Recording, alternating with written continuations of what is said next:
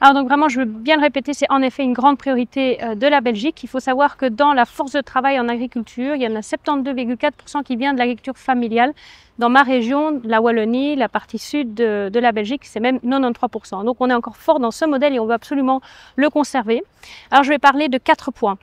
Premièrement, nous essayons de développer des filières plus locales, plus courtes, en tout cas des repères forts qui permettent aux consommateurs d'acheter un produit qui est correctement payé à l'agriculteur, ce qui permet de garder des prix qui permettent de faire vivre des agriculteurs qui sont dans un modèle type familial, une agriculture à taille humaine. Et ça se fait notamment grâce à des groupements de producteurs, mais pas seulement. Il faut vraiment créer des repères forts pour que le consommateur sache viser ses achats. Deuxième point, c'est toute la question de la politique agricole commune, très présente en Union européenne. Et il y a un certain nombre de mesures. Je vais parler de 2 mesures. D'abord, c'est tout ce qui est le paiement redistributif. Donc, c'est-à-dire qu'on a des subsides à l'hectare. Et en fait, les premiers hectares sont davantage subsidiés, ce qui permet de diriger plus d'argent vers des structures de type familial, des plus petites exploitations. Deuxièmement, il y a toute la question du paiement aux jeunes agriculteurs qui est majoré, ce qui permet aussi que les jeunes agriculteurs qui ont pu reprendre, qui reprennent, mais qui ont investi des gros capitaux, eh bien, ont plus facile à faire face à leurs dettes, mais aussi à tout simplement se créer un revenu.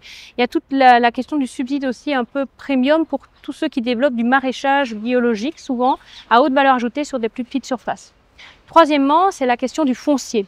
Alors au niveau du foncier, il faut vraiment que la terre, le foncier, celui qui est dans les mains d'une ferme de type familial, reste dans une ferme de type familial.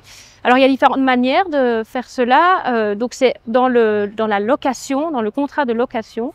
Essayer de vraiment mettre des incitants pour que l'agriculteur qui arrête d'exploiter ait envie de remettre ses terres en exploitation à un autre jeune agriculteur. Et ça vraiment, ce genre de réunion au niveau de la FAO est très intéressante parce qu'on peut entendre les différentes mesures qui existent dans différents pays et s'en inspirer pour que cela fonctionne dans notre contexte. Et puis alors il y a aussi donner tous des outils aux jeunes agriculteurs pour qu'ils sachent investir par rapport à du foncier qui est de plus en plus cher. Et donc il faut aussi à ce niveau-là donner des capacités d'investissement pour les jeunes agriculteurs. Quatrièmement, c'est tout ce qui est de la question de la recherche et de la formation.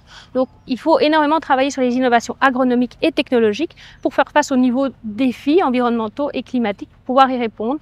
Donc, c'est de la recherche dans les universités, mais aussi dans les fermes pour trouver davantage de nouvelles méthodes, de pratiques, de belles idées.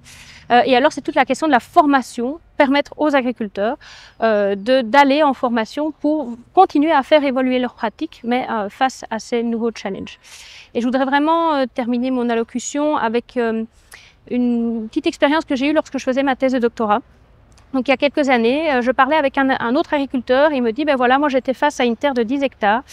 Et il y a 10 ans, elle ne coulait pas, donc on a des problèmes d'inondation comme ailleurs, et d'érosion. Et bien, il y a 10 ans, cette terre-là, elle ne coulait pas, maintenant elle coule. Il y a vraiment des coulées boueuses. Et je dis, mais qu'est-ce qui s'est passé? Eh bien, en fait, simplement, l'agriculteur, il a remis cette terre-là à une méga structure qu'il exploite pour lui, et en fait, qui le fait dans un mode très business. Il faut juste faire le plus d'argent possible à l'hectare chaque année.